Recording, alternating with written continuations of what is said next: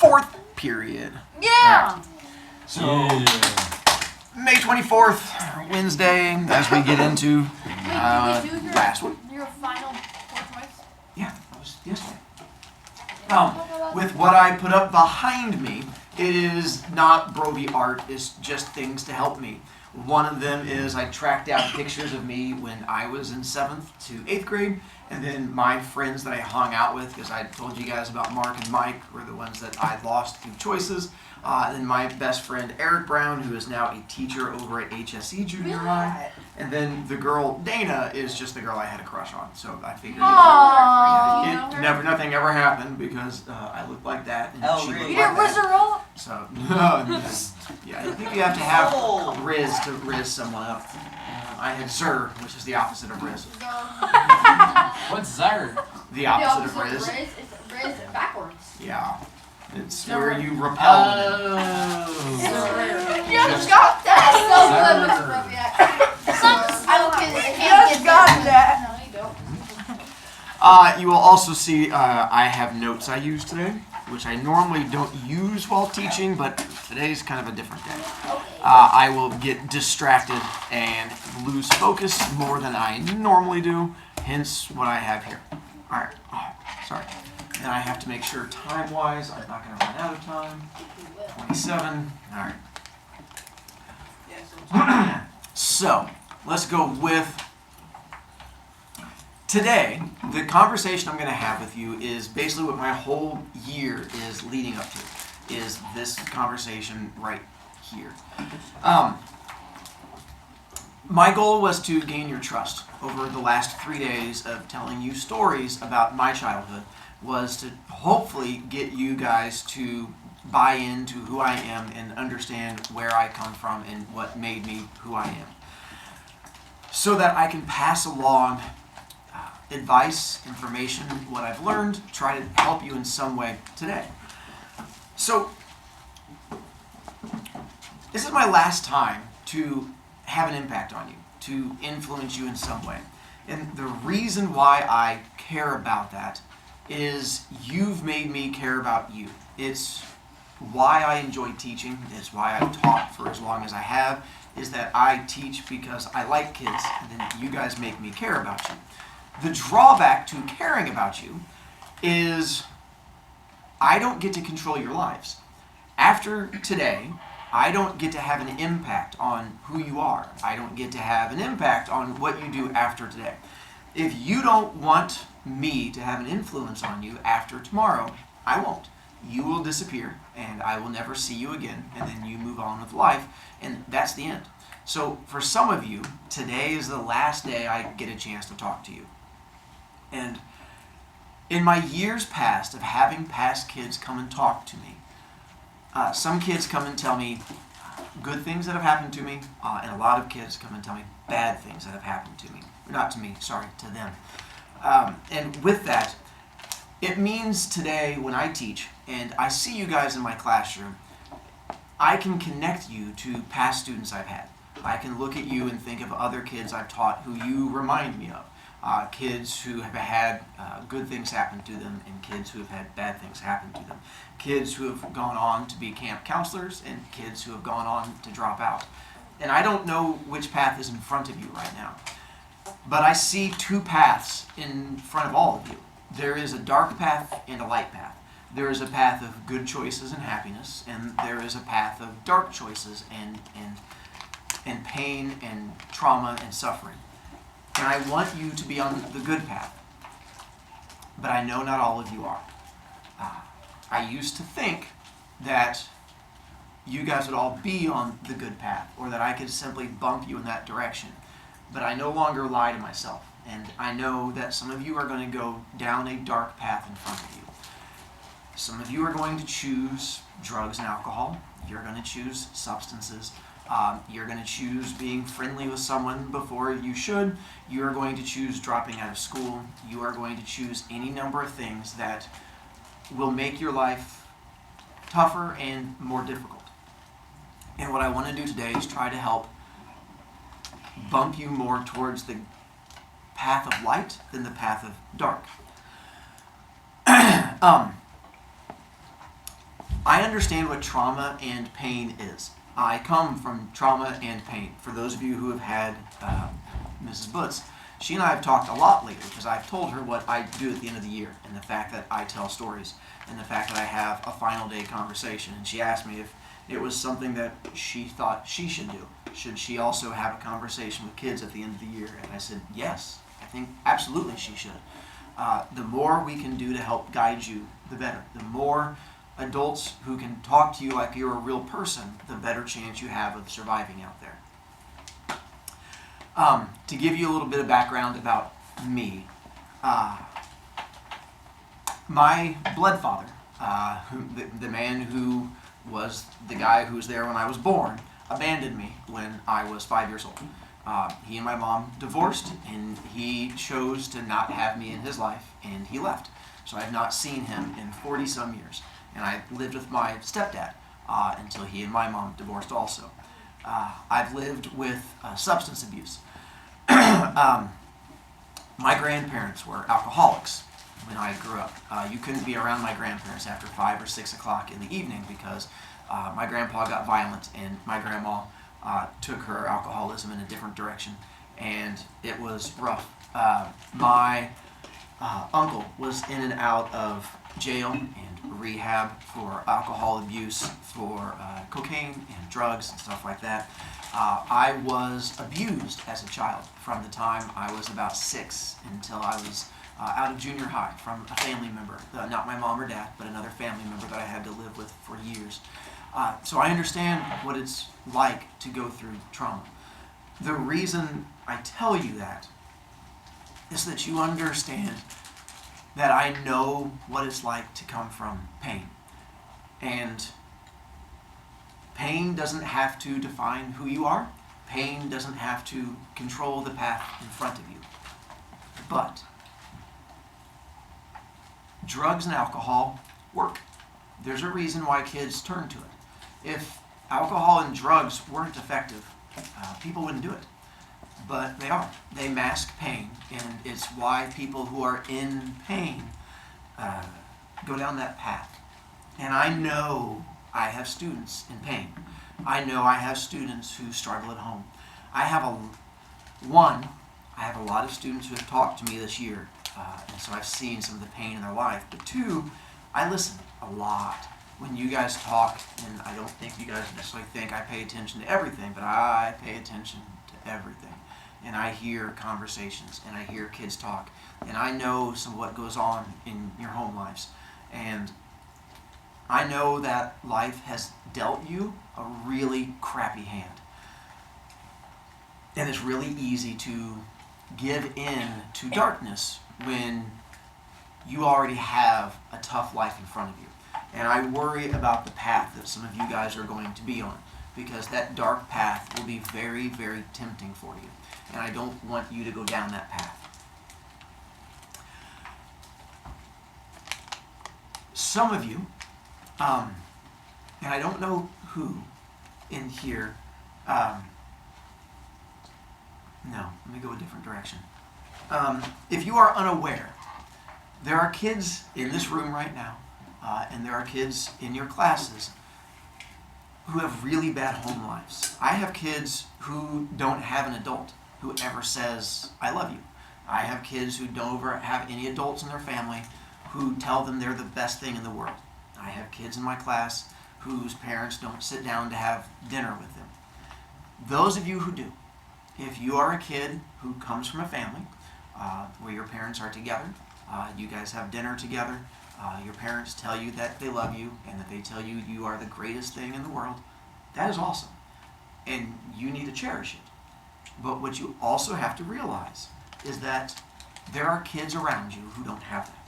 That there are kids who sit next to you in class who do not have an adult who is nice to them, who don't have an adult who tells them that they love them.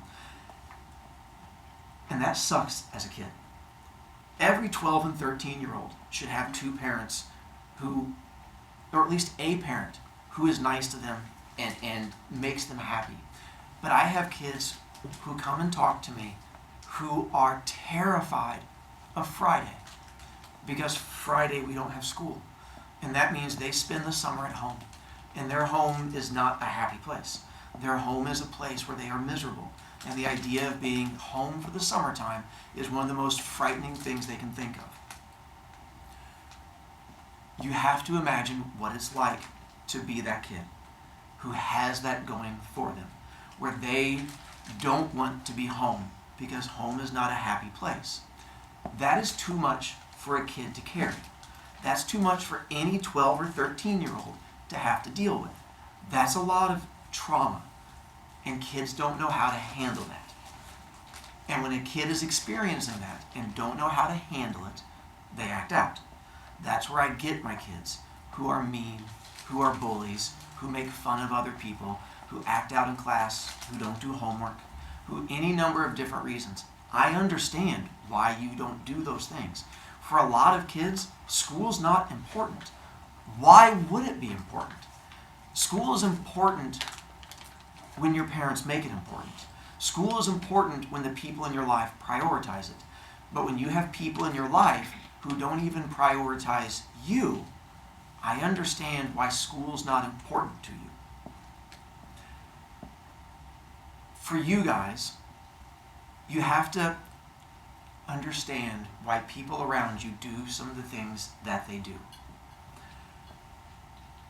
I'm in a unique position where I have kids come back and talk to me. And this year, I have had 7th graders come back and talk to me about getting bullied and how awful their bully is and how awful their bully makes them feel. And then 2 weeks later, I had the bully come in and talk to me about how awful their life is and how they don't know how to handle what's going on because their home life is so awful. When a kid has a bad home life, they don't know how to handle it and they lash out. One of the toughest things I've had to learn to do as a human or as a teacher is to be nice to the kids who deserve it least. The kids who need my kindness, the kids who need my love the most, are the ones who deserve it the least. They are the ones who act out. They are the ones who cause issues because they need somebody to care about them. The reason I tell you this is it can't just be me. I'm not strong enough to care for every human out there.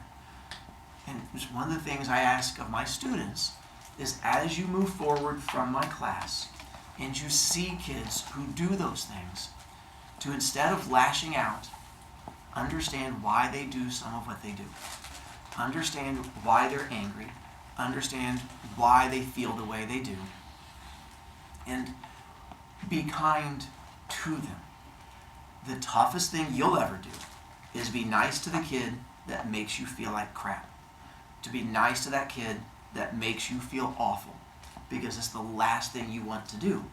But it's what the world needs. Because they need more love than anything else. When kids come and ask me, why don't bullies get in more trouble at our school? Part of it is our school does a good job of actually trying to understand why kids do what they do.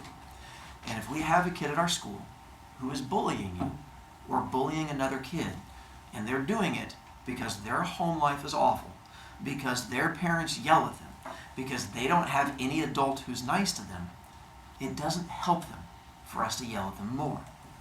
They need someone to be nice to them. And I know it looks wrong for us to be nice to a kid that makes you feel miserable. But you also have to understand you don't know what's going through every other kid's life. For those of you, no. I used to think I knew which kids in my classes struggled. I used to think I could look at a kid and know what kind of life they had. And then I discovered I was an idiot because I didn't know. And there's so many kids who I think have a good life and don't. And so I've learned I don't know who this conversation is aimed at. When you guys see my 8th graders who come back and talk to me, you have to know that most of those 8th graders were the kids that struggled in my class.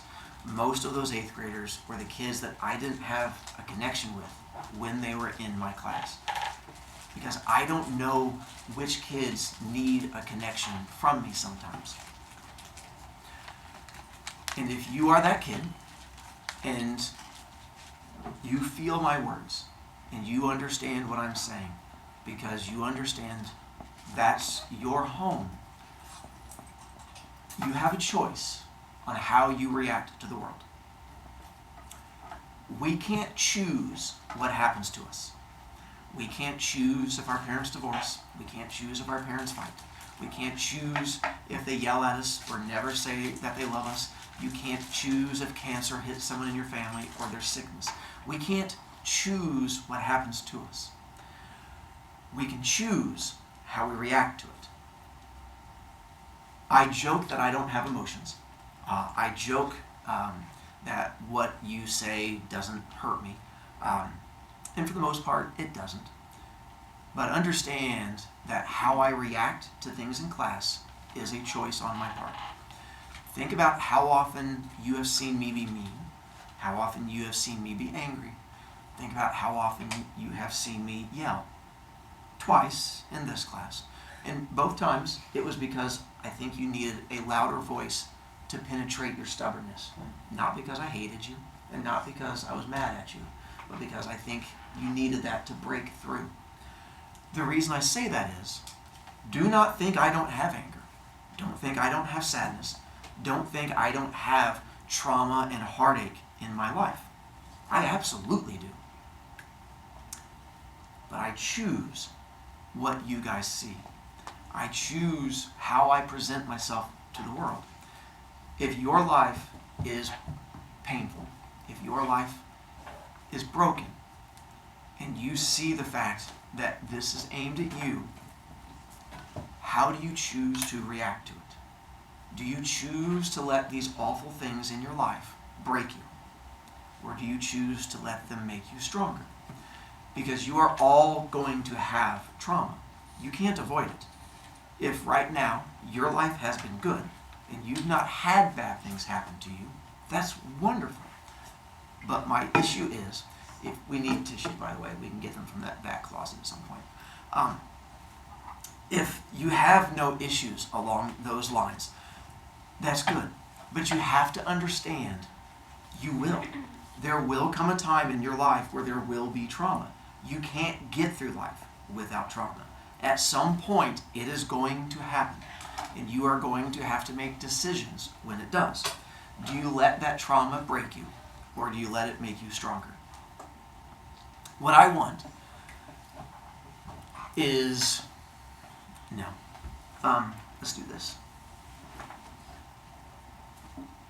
The reason I told Mrs. Blitz that I thought she should have a conversation with you at the end of the year is that from my conversations with my past students, what I have come to understand is that this now, for many of you, is the end of your innocence. Innocence isn't the right word, but the end of your, for some of you, being unaware of how awful the world is around you. You guys will start being exposed to kids drinking and kids doing drugs soon. By the end of next year, you will be exposed to it. Some of you, it will be this summer. I know that because that's what my students have told me, is that it is between 7th and 8th grade where they are going to be at a party. They are going to be at the park. They are going to be somewhere, and you are then going to find out that one of your friends or someone you know is going down that path, or you are going to have that thing offered to you. It is coming. You are going to have to make a decision. For most of you, your parents still see you as a little kid. They still see you as their little child. But the world will not see you that way. The world does not care if you're 12 and 13 and if your parents see you as a little kid. The world is going to throw really awful things at you. And for some of you, the world has already thrown awful things at you. And I told her, now is the time to talk to them. Because if you wait till 8th grade, for some kids, it's too late. And I know I will have kids come back next year, and they will tell me that they have gone down those paths. Because every year I have 8th graders come back and tell me that they have gone down that path. I want you to be strong enough to say no, or to at least be strong enough to choose the path that is right for you. For some of you this year, I have like an hour and a half conversation I want to have, and I only had like 25 minutes to do it. So there's so much I want to say and just not enough time to do it. I understand my room plays different roles for different kids.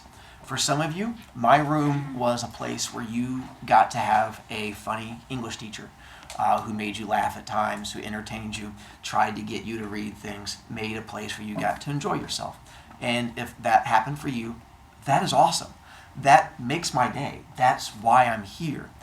And that was why I thought I taught for a long time. And then I realized that's not the role I play for every kid. For some of you, my room was a safe place where you could go and not be judged.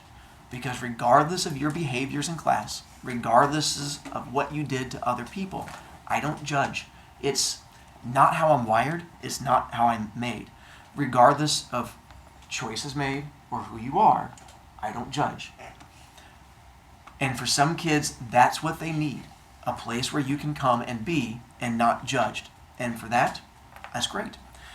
I also know that I have kids who behave differently in my class than they do in other classes because they feel safe to misbehave. They feel that they can explore a side of their personality they can't do in other classes because they feel that they will get in trouble, get detentions, get judged, and in my class that won't happen.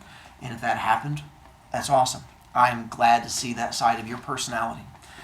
For some of you, I was an adult that listened to you because you did not have an adult that listened to you.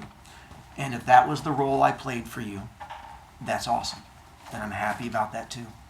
For others of you, I don't know what role I played. It might be a role that comes next year. It might be sometime in the future. But I want you to know, whatever role I have played for you, I will continue to do it.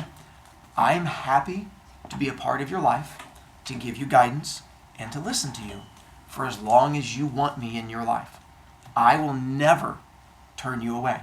I will never say I'm too busy. I will never say I don't have time to talk. If you ever need someone to talk to, I will be here. Whether it is in person after school, whether it is through email, whether it is through Remind, I will always be here. I have never turned a kid away, and it won't start now. I also don't know which ones of you need me. I don't know because the kids who come back and talk to me aren't always the ones I talk to during class. And if you thought that you were a kid that didn't have a connection with me this year, you are wrong. I connected with you even if you did not feel that connection to me. I am always happy to listen to you. To end on a happy note, I want you guys to be the best version of you. I want you to become the person that you can be proud of. And I worry that some of you are not the version of you that you should be because you worry about other people are going to think about you. That you put too much weight on other people's opinions. And you let that stop you from being who you should be. If you are the shy kid, or the quiet kid, or the loud kid, or the dumb kid, or the smart kid, or whatever you label yourself, here's my question to you. Why are you not the version of you that you want to be? I wear purple hair and painted nails and whatever outfits I want to wear to school. Do kids make fun of me? Yeah. Do teachers make fun of me? Yeah. Do I care? No. Here's what I ask of you.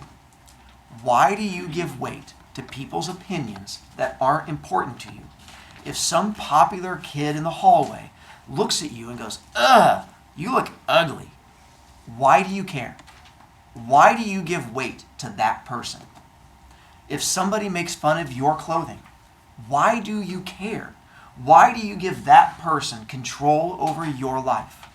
What you need to do is decide who is important in your life, Who is it that should shape you? And it should not be random kids in the hallway. Decide who your friends are. Decide who is important to you. They shape who you are. They guide you. Do not listen to others. Listen to your heart. Listen to those people that you think are important, and you let them shape you. Do not let anything hold you back in this life. Do not let anything stop you from being who you want to be. Decide who you want to be, embrace it, and be that person. Smile and enjoy the day.